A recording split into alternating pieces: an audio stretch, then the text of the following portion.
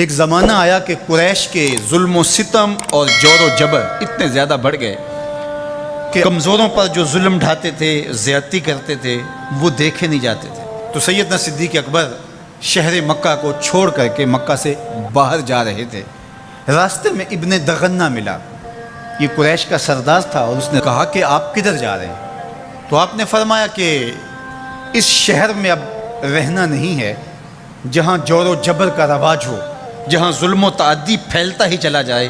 جہاں شر کو کوئی روکنے والا ہی نہ ہو، تو میں تو اس شہر میں نہیں رہنا چاہتا۔ تو ابن دغنہ نے آپ کو روک لیا، اس نے کہا میں آپ کو نہیں جانے دوں گا۔ ان مثلک لا یخرج ولا یخرج، آپ جیسا شخص کبھی بھی شہر سے باہر نہیں جائے گا اور نہ اس کو نکالا جا سکتا ہے۔ جناب سیدنا صدیق اکبر رضی اللہ تعالی عنہ کے بارے میں گواہی ایک کافر کی سنیے جو دھرم میں، عقیدے میں مخالفت رکھتا ہے، لیکن سچائیاں تو سر چڑھ کے بولتی ہیں۔ اب ابن دغنہ سیدنا صدیق اکبر کو بازو سے پکڑ لیتا ہے اور واپس مکے کی طرف چلتے ہوئے کہتا ہے فَإِنَّكَ تَكْسِبُ الْمَعْدُومَ، اس لیے کہ جس کا کوئی کمانے والا نہیں، ابو بکر تم اس کے کمانے والے ہو۔ تم اگر تاجر ہو تو تمہارا مال تجارت جب بکتا ہے تو غریبوں کے چولہے جلتے ہیں، تو تم اگر چلے گئے تو غریبوں کے چولہے بجھ جائیں گے، شہر میں اندھیرا ہو جائے گا، لوگ فاقوں سے مر جائیں گے، تمہیں نہیں جانے دیں گے۔ دوسری بات وَتَصِلُ الرَّحِمَ، تم صلہ رحمی کرتے ہو،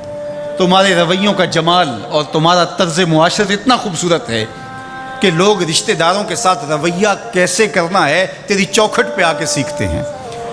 تیسری بات وَتَحْمِلُ الْكَلَّ، جس کا کوئی بوجھ اٹھانے والا نہیں، ابو بکر اس کا بوجھ تم اٹھاتے ہو، اس کی ضرورت کو تم پورا کرتے ہو۔ وَتَقْرِي الضَّيْفَ،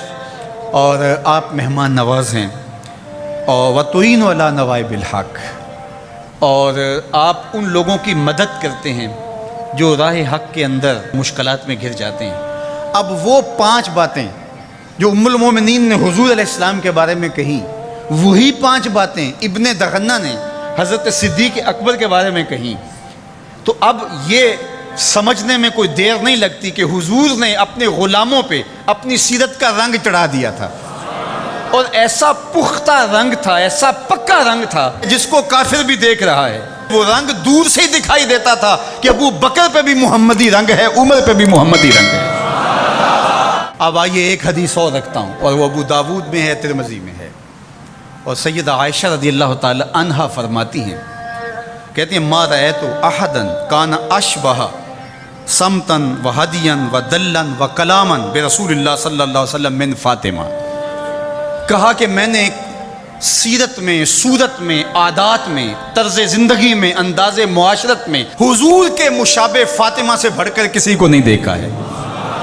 اگر حضور کی سیرت کا عکس کامل دیکھنا چاہتے ہو، اگر حضور کے جمال کا نقشہ مکمل دیکھنا چاہتے ہو، اگر محمد عربی کی تصویر دیکھنا چاہتے ہو، تو وہ فاطمہ بنت محمد ہے صلی اللہ علیہ وسلم۔ ابو بکر صدیق حضور کے رنگ میں رنگے ہوئے، سیدہ فاطمہ حضور کے رنگ میں رنگی ہوئی ہیں، اور وہ بھی حضور کی تربیت کا عکس ہیں، اور یہ بھی تربیت کا عکس ہیں۔ وہ بھی حضور کا رنگ اور یہ بھی حضور کا رنگ، اور دونوں ایک ہی سینے سے پھوٹتی ہوئی شعائیں، ایک ہی چمن کے مہکتے ہوئے 2 پھول، ایک کا نام فاطمہ ہے اور دوسرے کا نام ابو بکر ہے۔ اور اگر کوئی انگلی اٹھاتا ہے سیدنا ابو بکر پہ تو وہ حضور کی تربیت میں نقص نکالتا ہے، اور اگر سیدہ فاطمہ تو زہرا پہ کوئی بات کرتا ہے تو وہ بھی سوچے بات کہاں تک جا رہی ہے۔ اس امت کو الجھا دیا گیا، اہل بیت اور صحابہ کو الگ الگ خانوں میں بانٹ کر کے اس انداز کے ساتھ پیش کیا گیا کہ جس طرح اہل بیت کے ماننے والے اور ہوتے ہیں اور اصحاب رسول کے ماننے والے اور ہوتے ہیں۔ ہماری محبتوں کا مرکز ذات رسالت مآب صلی اللہ علیہ وسلم ہے۔ اللہ کی محبت مقصود شریعت ہے، والذین آمنوا اشد حبا للہ، یہ قرآن بتاتا ہے ہمیں، لیکن یہ محبت بھی ہمیں اس در سے ملی ہے۔ تو اس لیے ذات رسالت مآب جب مرکز محبت ہوگی تو پھر یہ جھگڑا کبھی بھی نہیں ہوگا کہ میں اہل بیت کو مانتا ہوں اور صحابہ کو نہیں مانتا، میں صحابہ کو مانتا ہوں اہل بیت کو نہیں مانتا۔ میں تو کہا کرتا ہوں کہ صحابہ نبی کے در والے ہیں اور اہل بیت نبی